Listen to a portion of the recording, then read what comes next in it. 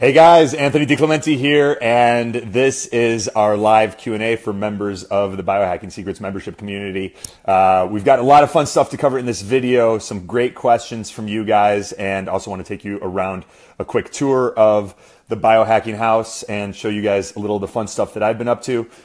We also had a bunch of questions from a video that I did this past month on coffee enemas, and a lot of you guys asked me to kind of walk you through that protocol and give you a little bit more insights. So we are going to do that, and yeah, it's going to be a lot of fun. So what we'll do is, the way that this works is on the Biohacking Secrets private Facebook page, which all of you guys should have access to once you've joined the community. I always pin at the top of the page a post that's like, hey, leave your comments here or leave your questions for the next live Q&A in the comments section of this post. And that's what I go to during the live Q&As and answer. And then if you guys are on live and you have additional questions that maybe you didn't get a chance to post on in the comments section of the Facebook page, then you can ask them here and I'll go through and answer those too. So, all right, real cool. So let's dive in. And the reason I'm holding the phone right now before I throw it on the tripod is because I want to be able to walk you through some of the cool stuff. So one of the first changes that I've made is here behind me. You can see we've got, that's a clear light sauna. So it's an infrared sauna. This is the Sanctuary 1, I believe. It's the 1 person. And the reason that I chose to get a clear light is because it's low electromagnetic fields and it's also very high power. Where I talk about Sunlighten in the book, and Sunlighten is great. Just when you compare the two side by side, Sunlighten has higher electromagnetic fields and lower power output. And I wanted to kind of flip those on its head. And I've completely fallen in love with this thing. I'm like addicted to it. Feels so good when I get out. I'm trying to do it just about every single day. But it can be a bit too much if you're doing hard workouts and then you spend like an hour in the sauna too. And you also want to be careful about bringing headphones in there because it can ruin them real quick if you're a sweaty fellow like me. What else? Oh yeah, so then we got this guy here. This is an Indo balance board. So like underneath it, you can see there's a pad like that. And they've got, where is it? Somewhere over here. They've got another attachment that's like much more difficult. So there's this thing, which you can see. It looks like a really hard foam roller. And when you get more advanced, you can actually put the board onto that and ride it side by side like so.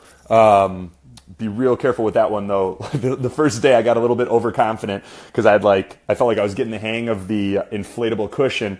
So then I tried in a scenario just like this with the hard foam roller, and like the board shot out from underneath me into the glass infrared sauna. I thought it was going to shatter the glass. I was like airborne and sideways, came crashing down to my side. It was like a huge disaster. So you want to be careful if you do get the Indo board. They've got warnings all over it, like to do it on a soft surface and do it at your own risk and everything like that. So definitely want to echo those. And if you graduate up to the more advanced variation, start it on like real thick carpet or something like that. That's going to be a bit forgiving. All right, cool. And then the other thing I wanted to show you guys that's really fun is, I think some of you guys have seen this, some of you haven't. Well, here in the doorway, we've got my pull-up bar, and I added these attachments to the pull-up bar, these cannonball grips from Rogue. What's up, guys? I'm seeing Cheryl, seeing Eric, seeing Melissa, seeing Machek. Very cool. Good to see you guys. Yeah, so these cannonball grips really work on your forearm strength and your grip strength. So they allow you to do pull-ups, but rather than just gripping the bar like you do in traditional pull-ups, you're hanging onto these guys. And they've got different variations. They've got ones that are like straight nunchuck style grips that are really, really hard to hang on to. And then they've got cone ones. So if you guys are working on grip strength, a lot of times with like deadlifts and some of these other, even pull-ups too, we find that like our grip is fatiguing and giving out before the actual primary driving muscles. So by doing some strengthening grip work, you can deadlift more because you can hang onto the bar better and more effectively. Okay, and then in here we've got, you guys can see the altitude tent. This was a gift from one of my clients, and basically asked if he gave me his altitude tent if I would also coach his wife, and I was like, sure. So I'll show you some of the sleep hacks that I'm doing right now. we've got the mattress, and then underneath the bed, I've got this. You can see here, this is a giant magnet. It's a Magnetico sleep pad. And a lot of these things we're going to be putting in the biohacker.store if they're not in there already, but like the Clear Light sauna, if that's something that you guys want, you can get like $500 off.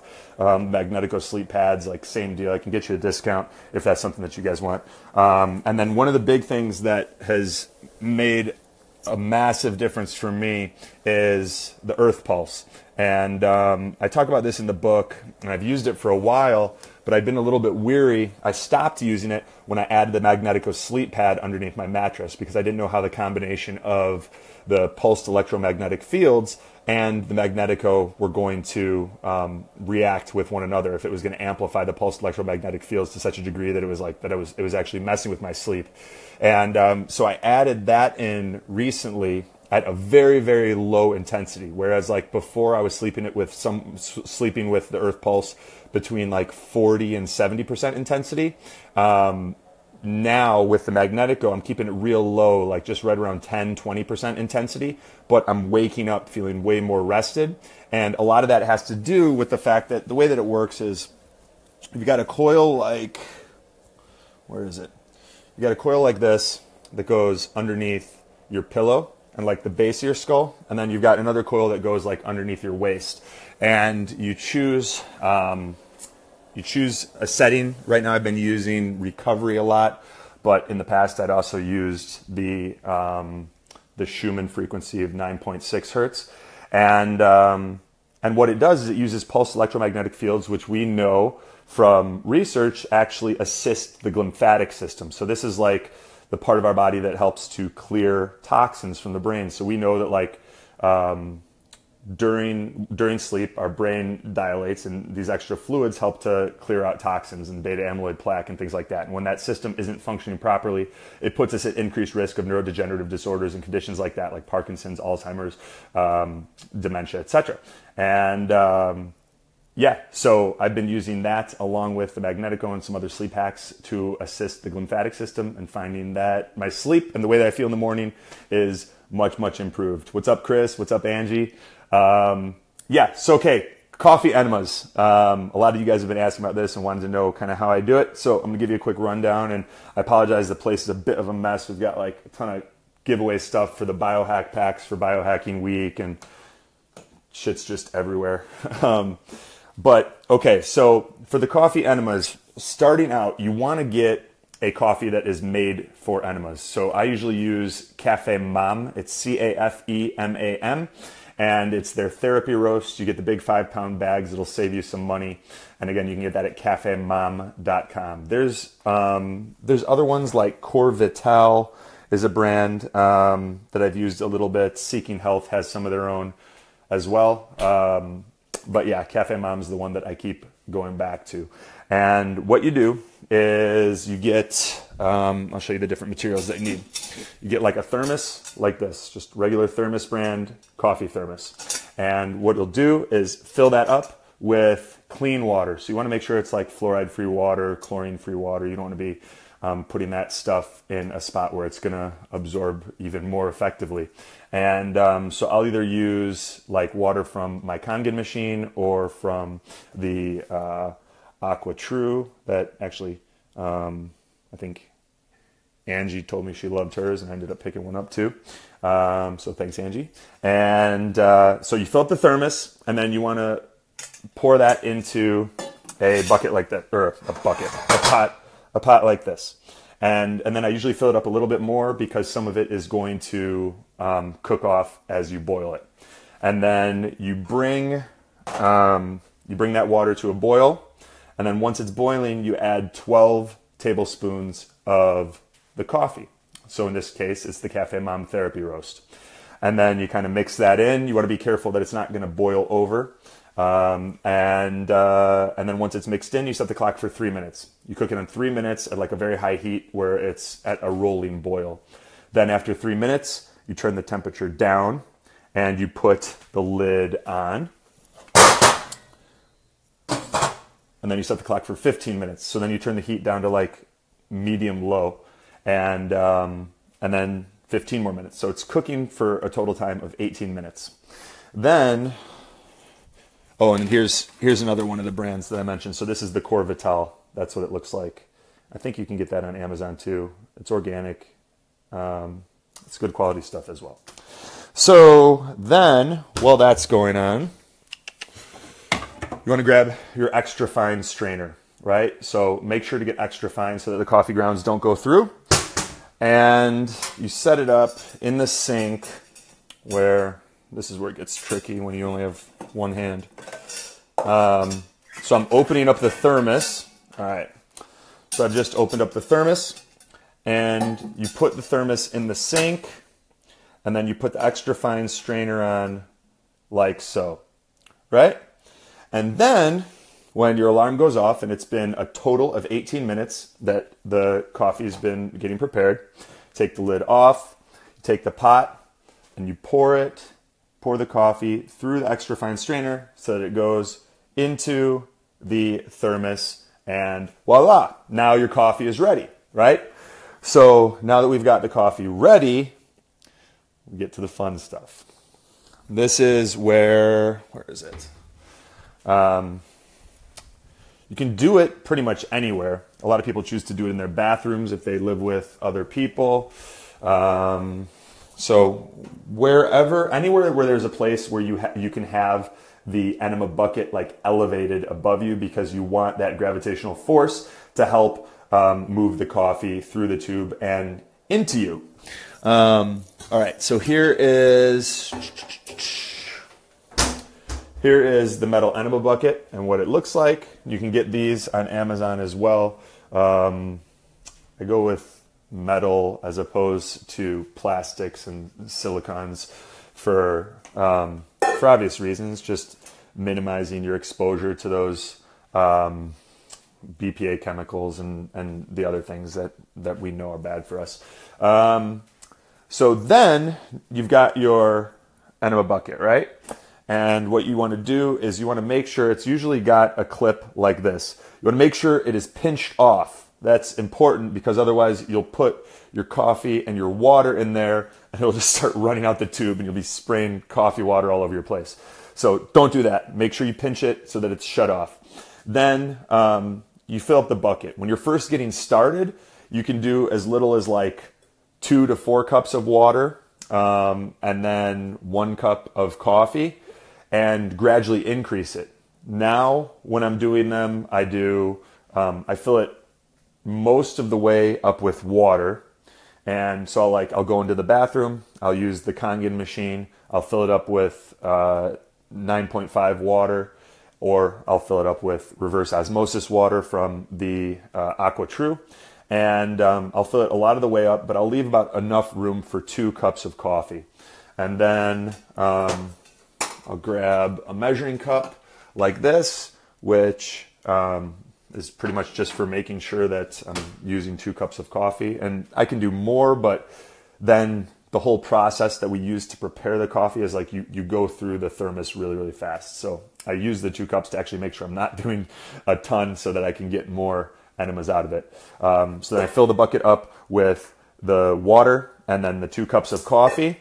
I open up the nozzle that I showed you guys. So here I would unclip that and I would run a little bit like into the toilet or the sink, and and then you basically are getting the air out of the tube, and then you're good to go. You find a place where you can like lay down and put the bucket either up on like the toilet with the lid down or whatever. You can read a book, you can meditate. And when you're doing it, you want to make sure for like insertion, you can use a little bit of lubricant, like any type of KY or even coconut oil, or I've had some people even use olive oil. So any of that works. And then you insert, you open up the tube, and then you just relax and you breathe deep.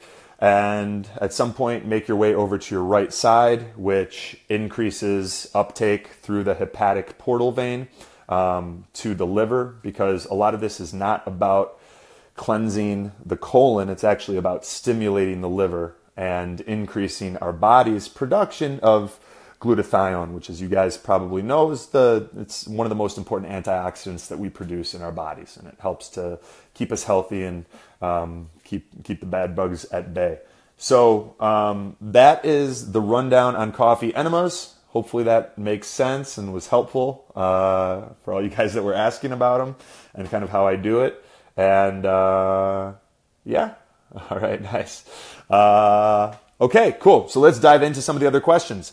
And what we'll do is I should probably set up this will be easier. Set this guy up.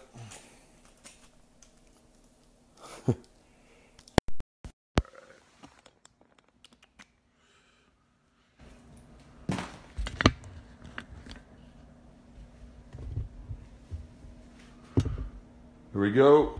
Oh, this too. So if you guys can see this seat here, this is something that I got to experience in Finland and loved it. It's a Sally saddle seat.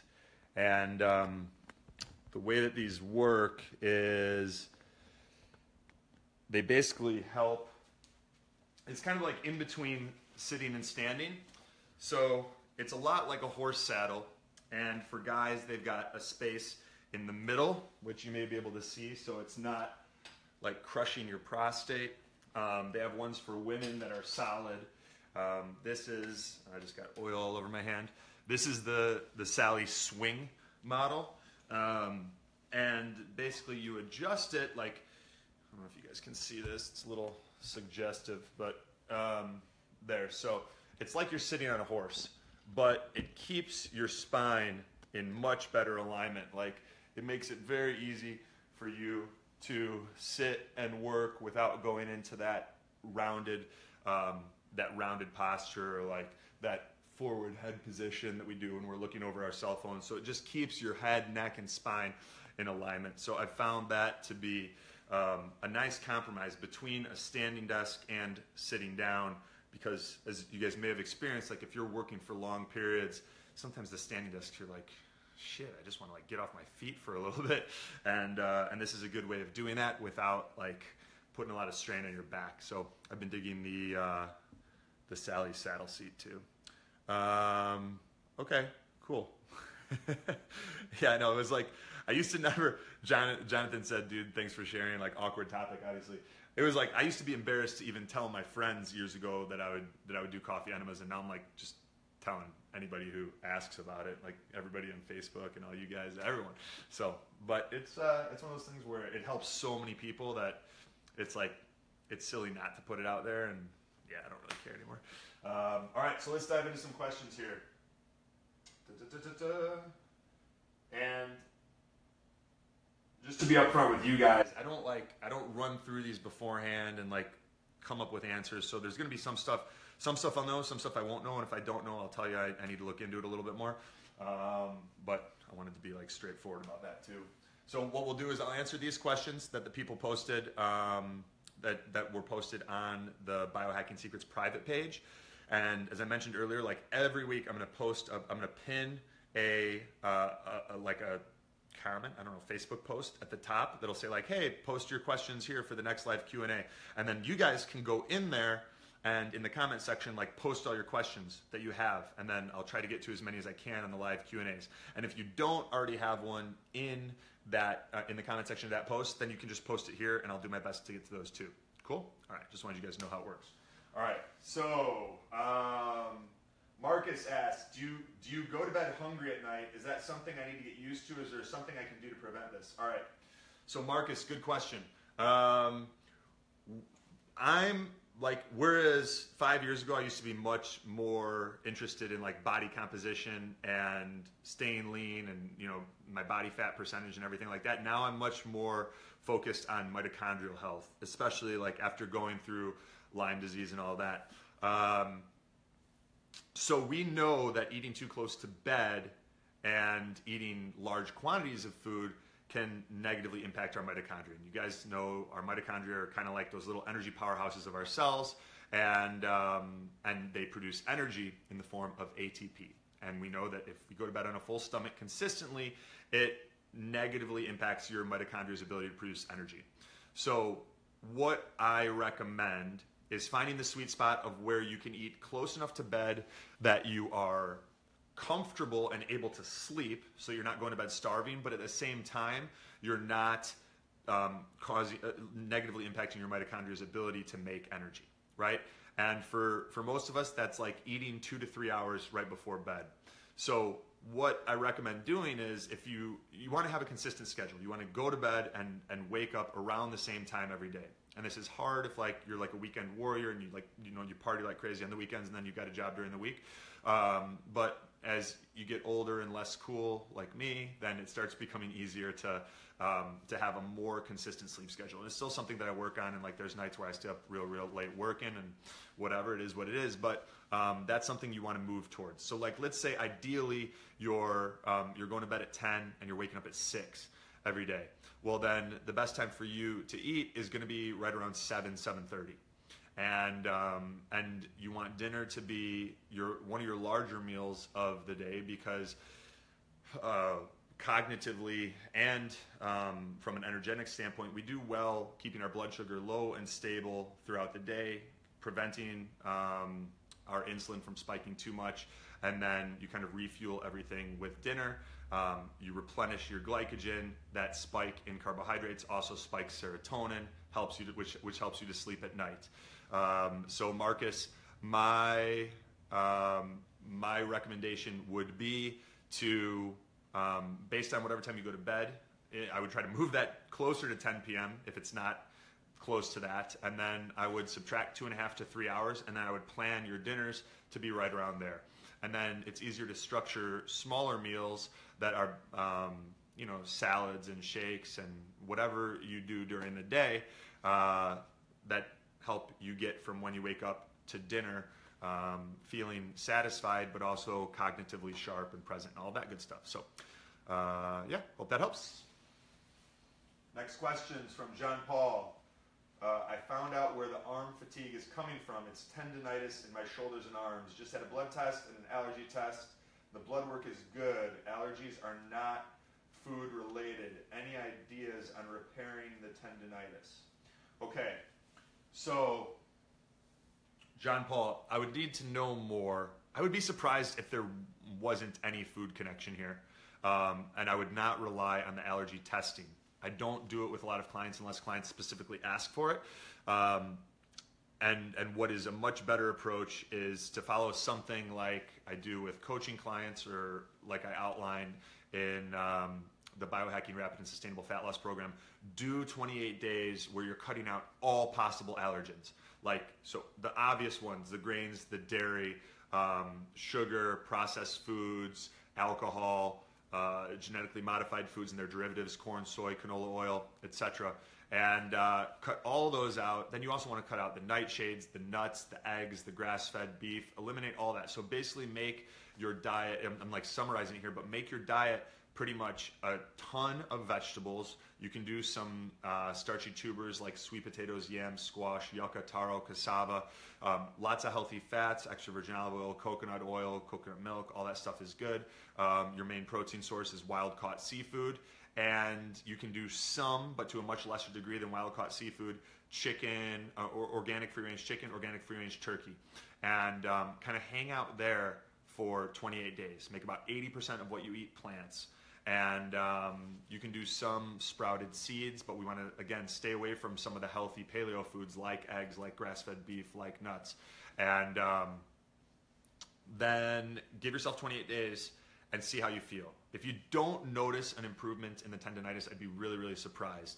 But that would be the first step that I would take. And then I would reintroduce things like the eggs, the grass-fed beef, the nuts, and I would see if you start noticing some of that tendinitis and inflammation coming back. So that's the first thing, because I haven't seen a case with a one-on-one client where like I'm troubleshooting with them. I haven't seen a case of someone that's had joint pain or tendinitis that has not been in some way related to the food that they're eating. Then number 2 is we want to consider things like your thyroid and infectious causation. So if your thyroid's jacked up and you're skewed towards the hypo side of the scale, that can cause joint pain and arthritic symptoms, even rheumatic symptoms like rheumatoid arthritis.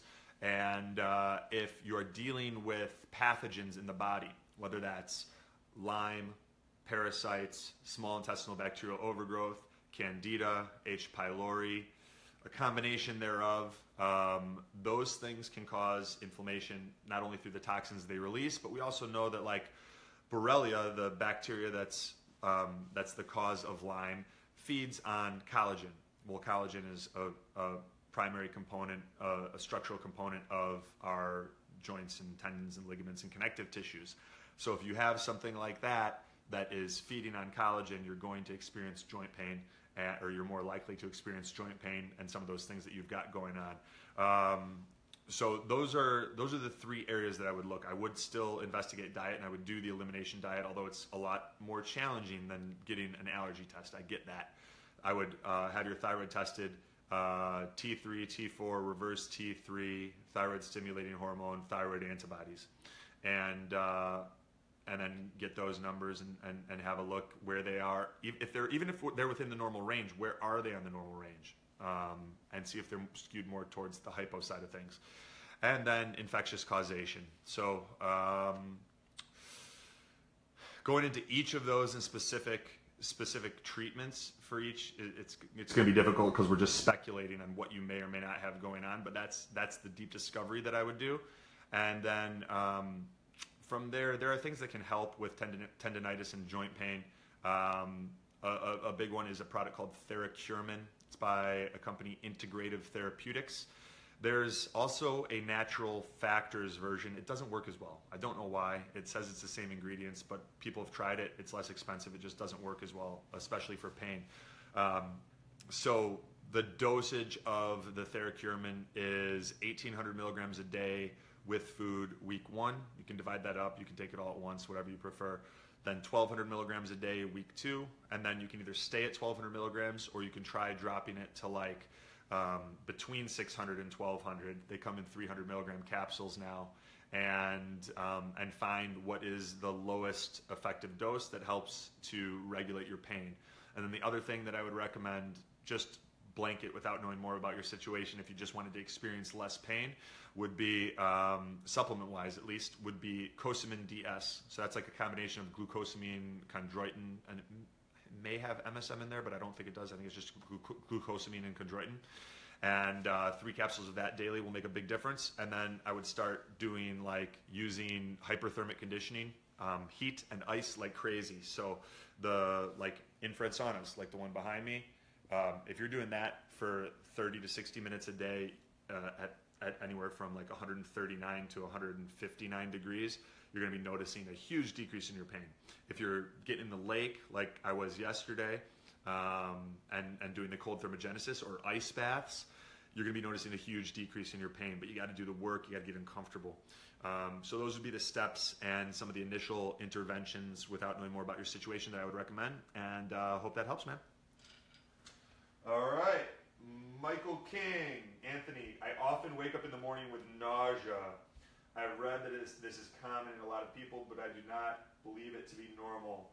Sometimes I will go to bed only to wake up at 11 p.m. like clockwork with a bout of bad nausea, and it subsides after about an hour. This does not seem to be tied to anything specific I'm eating. Additionally, some days I will wake up with my stomach flat and mornings with nausea, bloated. What is the deal?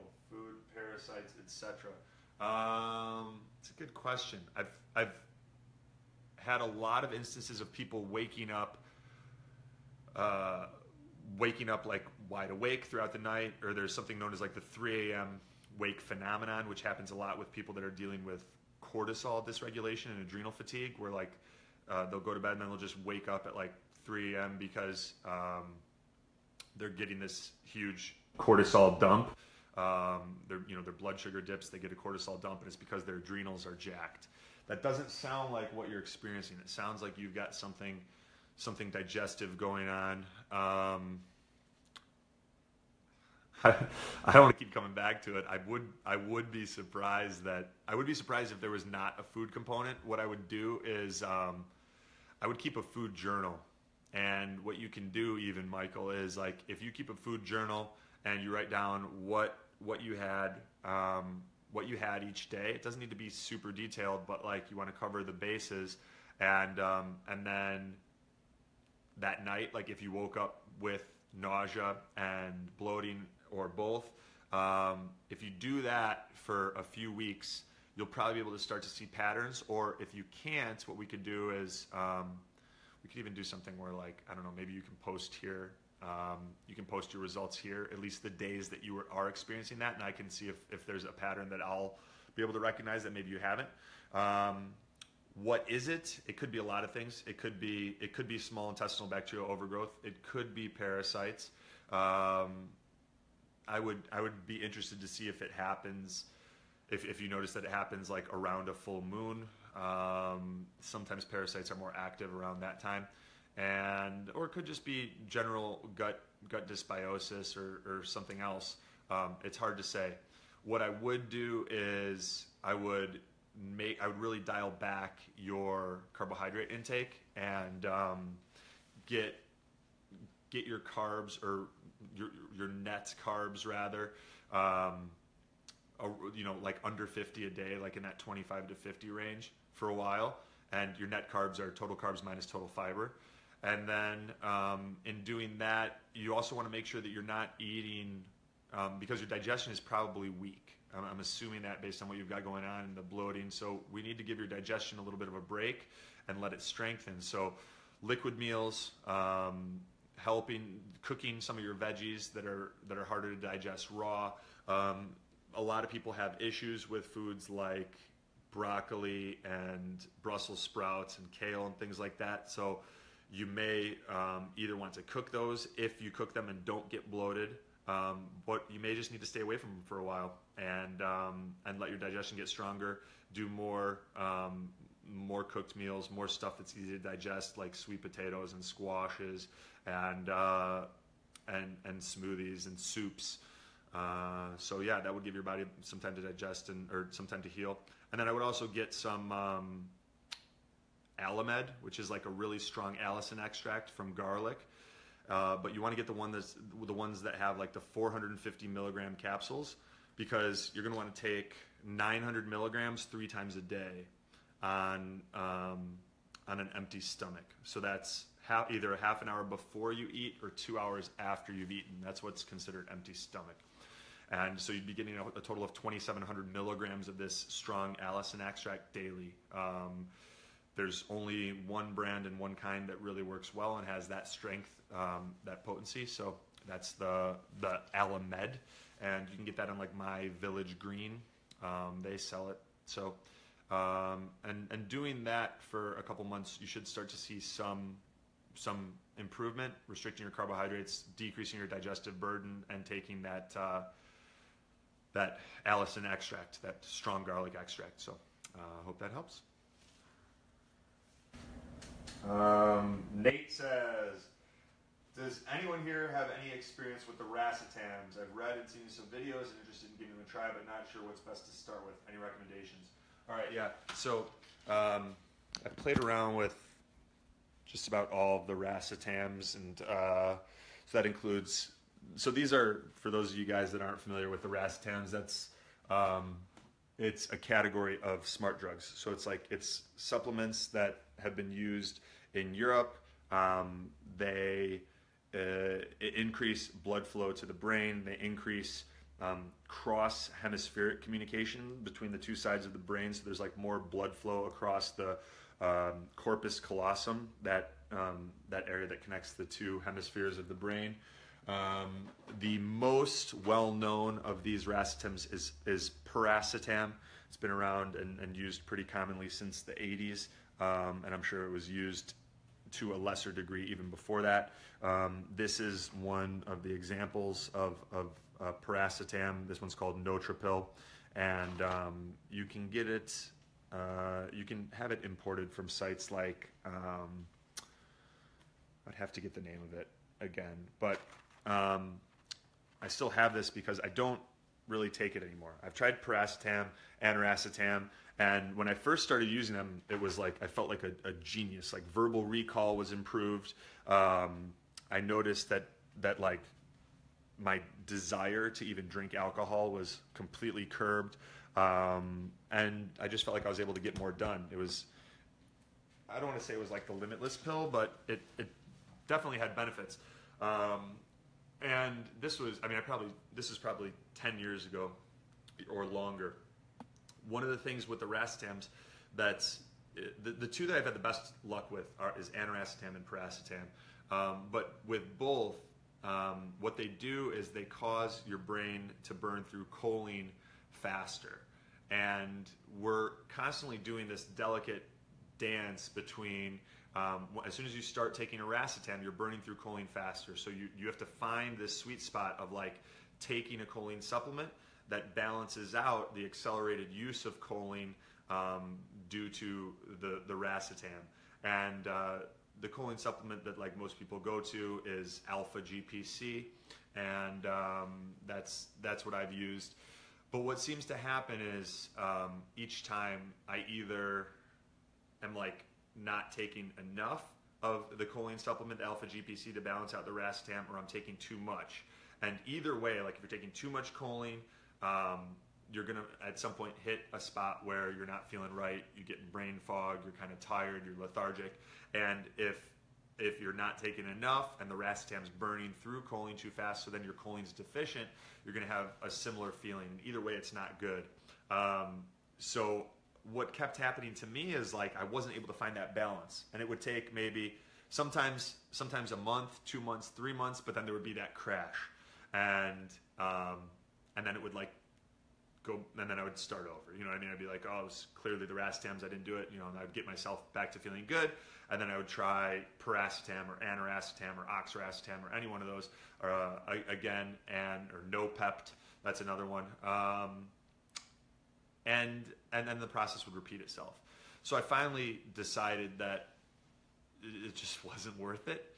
The guys over at Qualia, they've got their black label, which they're not selling. Qualia, for those of you guys that don't know, it's a supplement that's focused on cognition. They've got their step 1 and their step 2, and then they've got a black label that's not for sale. Their black label has a combination of various racetams in it. And I've tried that, and I liked it, but I only had 4 capsules, so I only did it for 4 days. It wasn't long enough to experience any of those scenarios that I described earlier. No pept is one that, I'll take you guys over here and show you no pept. That's one that is a little bit more forgiving, at least in my experience. And so here's no pept from Lift Mode. Talk about this with Anthony Balduzzi on the Biohacking Secrets Show podcast, his episode.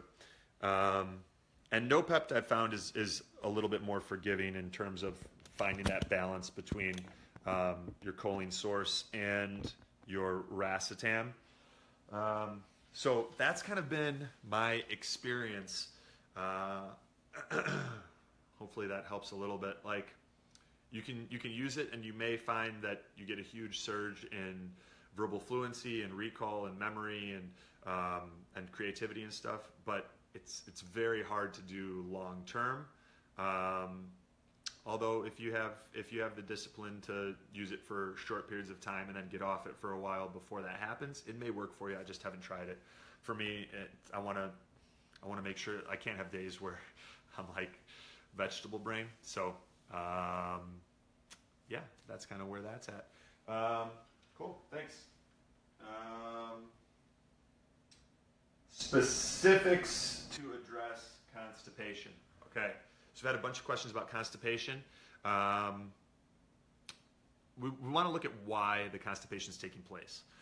Some of the main ones that we see a lot, damage to the nerves in the gut that are responsible for like intestinal peristalsis, moving things through, usually due to the consumption of grains. So people that are really, really sensitive to grains, they consume them, and it over time damages. Or there was even a case recently where a girl, she hadn't had pizza in a long time, and she had pizza, this was like Thursday, and she ate some pizza, and she messaged me that she had not gone to the bathroom in like 3 days, that she was like, her stomach was killing her, that it was bloated, she was all congested and blocked up, and and she didn't know what to do. She was in a tremendous amount of pain. There was like, it was a bad situation. There was blood.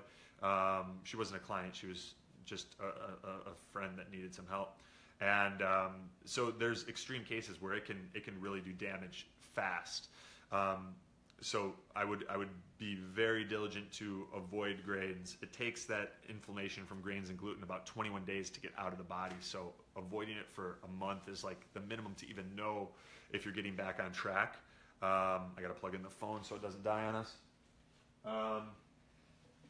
If you're getting back on track and seeing some improvements, then hopefully that'll work. Then the other thing is your thyroid health. Getting your thyroid checked, making sure that function there is optimal, and as a sluggish thyroid, hypothyroidism can cause constipation. Then the next big component, the kind of the third pillar of the three-legged stool, if you will, is your fiber intake in your diet. Are you eating a lot of living plants that are rich in their natural water content and high in fiber? And the sweet spot for getting constipation going is usually about 30 to 50 grams of fiber for every 1,000 calories that you eat. So like if someone's eating 2,000 calories a day, they want to be like 60 to 100 grams of fiber. And almost nobody that's constipated is there. I've never had any client that's constipated that's hitting those fiber numbers. And once they start to, things get moving. And especially if you combine it with some supplements that have been shown to help, like Cascara Sagrada, magnesium glycinate, Calibrand magnesium glycinate, all of those things can also help get things moving. And then, yeah, I mean, those are kind of the main things. Then there's other stuff to troubleshoot, but I don't want to go into all possible scenarios until you're doing those things, and hopefully that helps. Okay, Todd says, Todd asked, what are my thoughts on the Isogenics product line, specifically the dairy-free protein in their cleanse for real life? I'm not really too familiar with Isogenics. Like, I looked into their stuff years ago because everyone was asking about it and sharing it with me, and like at least years ago, a lot of their products had some garbage ingredients, and I'm not hating on them. It's just not stuff that I would formulate or recommend. So then I just kind of wrote off Isogenics, and like maybe they've gotten a little bit more savvy and changed some of their stuff, and that's cool. It's just it's not a need that I have to fill, so kind of wrote them off. So yeah, I'm not really familiar with them anymore, but at least what they were doing a few years ago, I wasn't too impressed. There's a lot better stuff out there.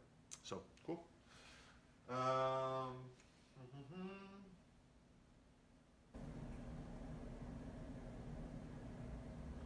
Okay, Nicole says, I've been watching your guide to rapid and sustainable fat loss. You mentioned multiple times to calculate your daily targets. Maybe she's missing something.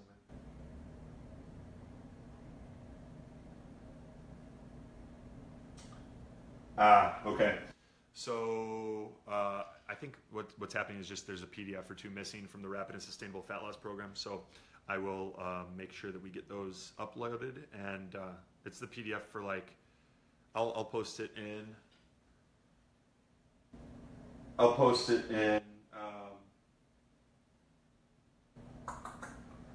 Okay, there. I'll post it in the comment section replying to her, so that any of you guys that are looking for the Calculating Daily Targets workbook, PDF, you can grab it in that thread, and then we'll get it uploaded to the site too.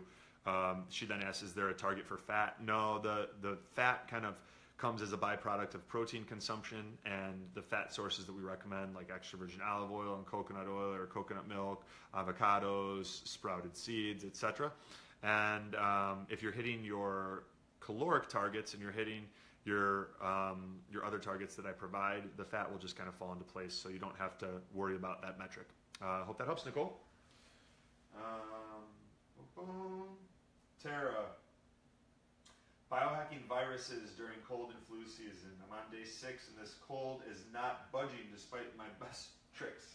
Okay, So with colds and flus, the secret is to not get sick in the first place. Once you are sick, there's not as much you can do. You can take things like Asterobex, which is an echinacea extract from enzymatic therapies, I believe, and that can decrease the amount of time that you're sick. But it's really hard to get rid of colds faster. And like I've tried everything from like megadosing green tea and vitamin C, and it's kind of like once you're down, you can shorten the time, but you're not just gonna like get rid of it. A great tool for getting sick less often and staying healthy is this. And I just knocked it off. It's this. It's called the Soda Silver Pulsar. And I talk about this in the Biohacker's Guide. I don't think I've done anything with it in the membership site, but here's kind of how this works. Is it uses a battery and these wrist electrodes, and it uses an electric current. These go on your wrist, on the radial and the ulnar arteries, and it helps to clean the blood of viruses, bacteria, parasites, mold, fungi, etc. And you do a full protocol with this it lasts a few months to really clean the body out and help reset things. So the way that you would do that is like you wet the applicators, find the positioning, and then you wear it for a half an hour every other day, week 1. Then week 2, you wear it for a half an hour every day. Then week 3, you wear it for an hour every day. And this is assuming it's not kicking your butt. If it's kicking your butt, you can spread this out and stay at one of these stages longer to let your body catch up. Because it is likely that you could experience fatigue or Herxheimer reactions where you're just like brain fog from some of the die-off of these pathogens. So then week 3 is an hour a day, and then you're at a position where you can actually start the Silver Pulsar protocol. And the accelerated protocol is wearing it like all day for 2 months.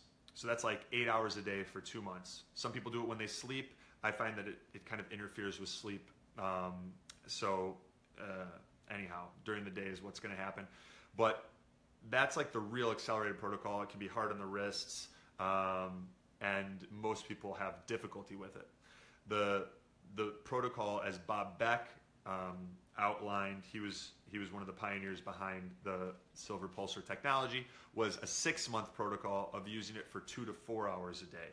And that works better with most people's schedules, especially if they have the discipline to stick to it consistently. So doing that will help to clean the blood, will help to make it so that you get sick much less often. And then when you do start feeling any of the symptoms of getting sick, you use this as a tool to prevent it from happening, along with the green tea and the Asterobex echinacea and high-dose vitamin C, as long as you don't have hemochromatosis or any iron overload issues. So, Tara, I hope that answers your question. I hope that helps. Next question, Marisa. She said, Anthony, thank you for putting together such amazing content. I was wondering what your thoughts were on chronic cold feet. Chronic meaning all the time, no matter what the temperature may be, indoors or outdoors. Then when I'm outside in cold weather, usually in fur boots and wool socks, my feet will go numb from the toes up very, very quickly. Just curious why this may be happening. Okay, so Marissa, there could be a number of reasons why this is happening. We'll go back to thyroid problems. Pathogens, anaerobic pathogens in the body, which includes some of those viruses, bacteria, parasites. It could be high levels of fibrinogen, which produces fibrin, which makes your blood like more viscous, more thick and clotting, and can negatively affect circulation. It could be a combination of multiple of those things, possibly dietary factors, lack of physical exercise. So you want to get your foundation in place, like, and start implementing some things to improve circulation. So I don't know what you're doing in terms of exercise, but I would be doing cardiovascular activity every morning, at least 20 minutes, jogging in your target heart rate zone. If you can't jog, do some other form of steady state cardio for at least 20 minutes in your target heart rate zone. So you may need 3 to 5 minutes to get your heart rate there, and then keep it there for 20 minutes once you get there. And that is, your target heart rate zone is 180 minus your age. So if you're 40 years old, it would be 140 on the high end, and then subtract 10 for the low end. So you'd want to keep your heart rate between 130 and 140 in that example if you were 40 years old for 20 minutes. I would make that like at least 5 days a week, ideally 6 days a week. Hot yoga is also great. You can use hyperthermic conditioning by using saunas like this to get a good sweat. All of those things will improve circulation and cardiovascular strength. Then you'd want to get some blood tests and look at fibrinogen and the possibility that your body is producing too much and you have elevated fibrin levels, which will just make your blood more thick and viscous and more likely to clot and negatively impact your circulation. You'll want to also get your thyroid tested in that same blood test. So the test that I recommended earlier, T3, T4, reverse T3, TSH, thyroid antibodies. Then there are some things that you can do, some little hacks right away until you start figuring this stuff out. Follow the nutrition protocol. Go with, make sure 80% of what you're eating is plants, and make sure most of your protein is wild-caught seafood. Just making that change, you'll start seeing big improvements. Then there's a couple supplements that come to mind right off the bat. One would be a systemic or proteolytic enzymes. So these are like protein digesting enzymes that improve circulation. They decrease pain. They help, especially when fibrin levels are elevated. Taking these will help your blood to flow a little bit better. And they're also great for helping to just detox the body. And so a good one there would be Natural Factors Double Strength Zymactive. Taking 6 of those in the morning on an empty stomach will help. That's Natural Factors Double Strength Zymactive. So that would be a good broad spectrum proteolytic systemic enzyme supplement to start with. And then there's Cayenne Extra Hot by, I think it's Nature's Way. I've got some over here. I'll grab it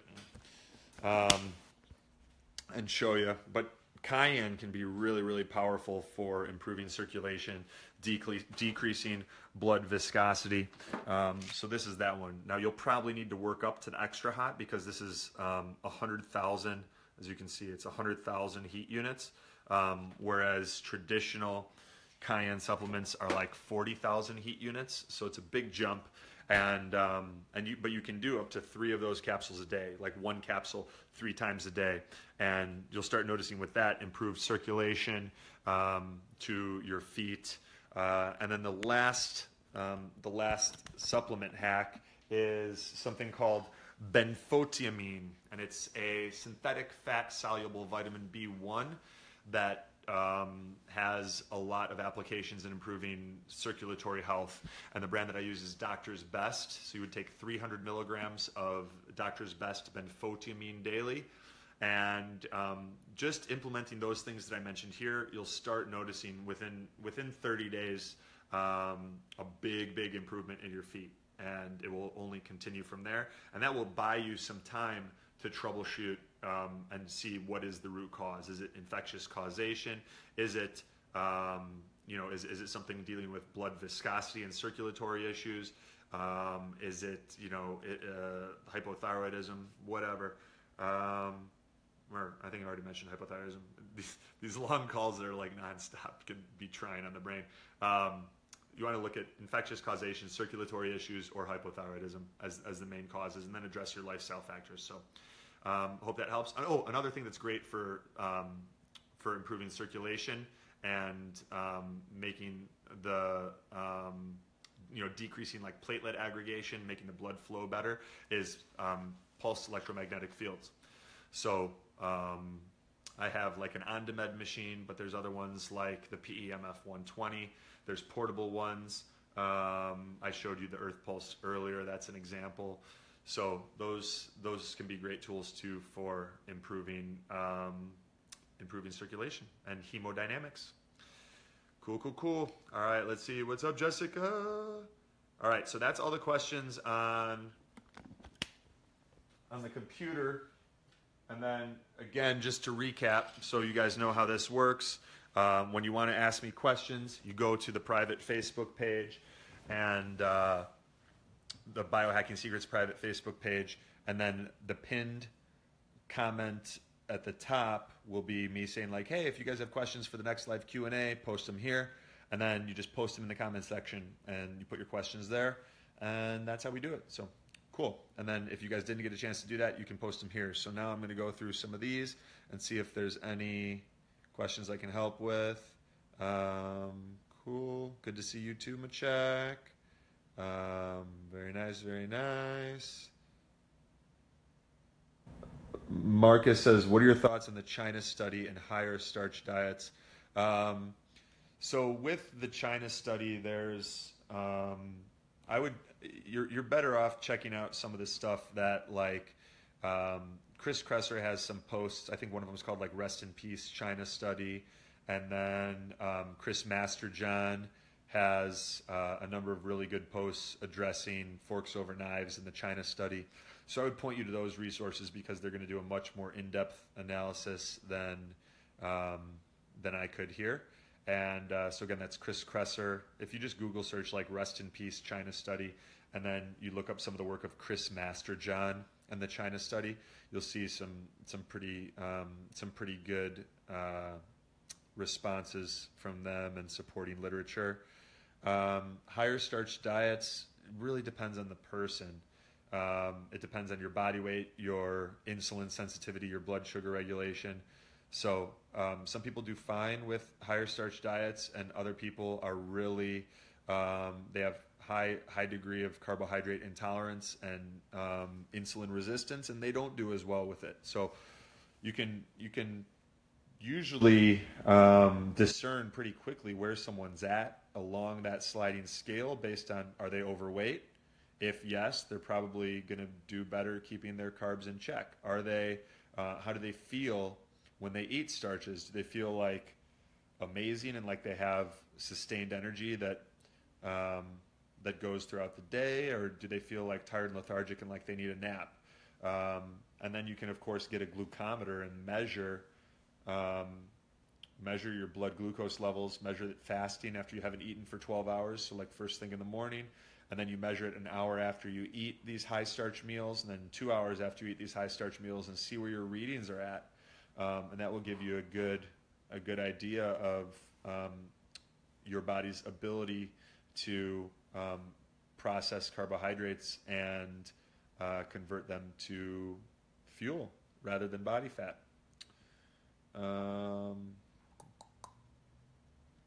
Cool. All right.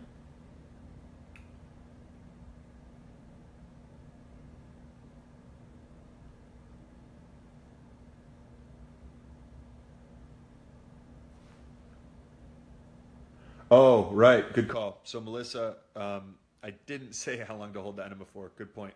The aim is 15 minutes, but at the beginning you may not be able to do that. So yeah, holding, you take it in, breathe deep, get on your right side, relax. You can read a book, you can listen to audiobooks, you can meditate, whatever works for you. The aim is 15 minutes. That's kind of the sweet spot. And some people find that doing 2 back-to-back works even better.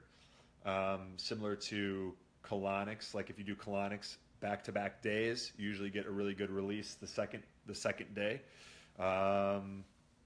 So yeah, 15 minutes is that sweet spot. But at the beginning, you may only be able to hold it for a few minutes, and that's okay. That's totally part of the process. You get better with practice. So count on at least 5 to 7 times. You may have some mistakes. You may find that like you're getting the hang of it, and that's cool. That's life. But you'll get better with it with time and be able to experience those benefits.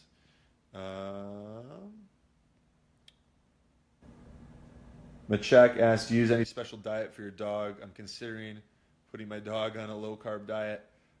So it's my girlfriend's dog, Nisita. So she handles the food. I think she buys, I believe it's an organic dog food, but I don't know if it's special beyond that.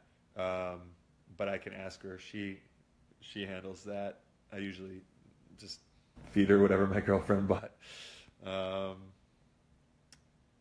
All right, cool. Rolk says, what's up? What's up, Rolk? All right, guys. So that's all the questions for this week. What I'll do is I'm going to post on the page how to post your questions for the next live Q&A. I appreciate all you guys hanging out, joining the community. We can use this page as a way for you guys to interact with each other, post things you're working on, cool biohacks. So yeah, feel free to post and share and connect and start building the biohacking community on our private page. And it's as much there for you guys as it is for me. And I appreciate you guys. I will talk to you soon in another video. Take care.